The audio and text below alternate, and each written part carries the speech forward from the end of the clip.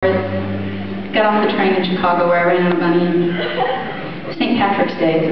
You gotta understand, I came from a town of about 3,000 people, and seeing Chicago and all the skyrisers and stuff, it was just unbelievable, the skyscrapers. It took me about 3 days to hobo down to San Diego. I did cross the border there and hitchhike down to Cabo San Lucas, Tijuana to Cabo San Lucas, and then took a ferry to the mainland side, and then took a ferry back to Cabo and then hitchhiked all the way back up to Tijuana without being murdered. So it was like a total success.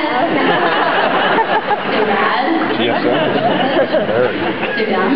And I just kept adding lyrics to this one song. It just got to be really, really long about seeing the lower 48 for the first time.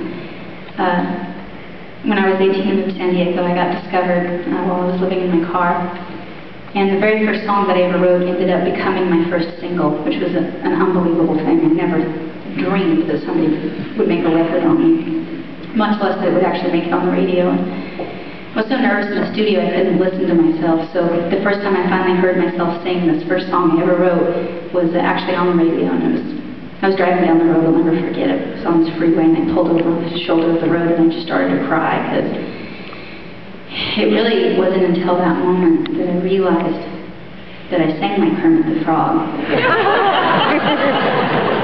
I got so nervous, I guess, in the studio. My throat kind of like tightened up, and I was like, "Who will save your soul?"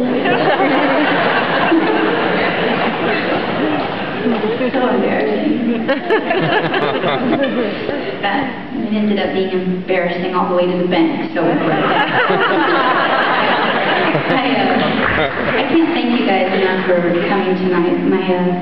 My life shouldn't have turned out as well as it has. There are certainly many turns where it could have gone for the worse, and it's just exceeded every expectation or dream I ever held for myself. And for me, I feel like the greatest luxury is I get to make a living doing something I really, really enjoy, and that's something I never thought I'd be given. And to get that one hit or have a one-year career would be amazing, but to be here 13 years later and have you guys so quiet and reverent listening to lyrics to songs you don't even know means the world to me. So thanks for making my dream come true.